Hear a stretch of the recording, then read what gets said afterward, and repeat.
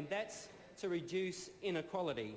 Longer sentences don't make society safer, even though they may feel good to people of shallow minds. If we took security and safety seriously, we would invest in reducing inequality. How many people would be alive today if we hadn't made our country so radically unequal in the 80s and 90s and generated so much crime and violence?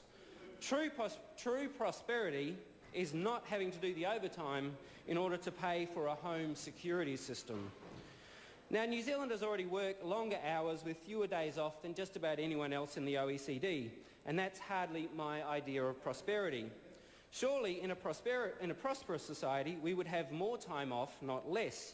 How many lotto ads say, hey, if you win Big Wednesday, you can take on a second job? None.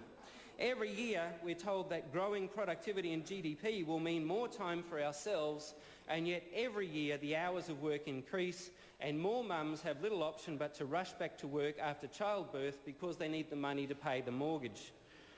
Making it difficult to spend time with your babies after their birth also helps GDP grow.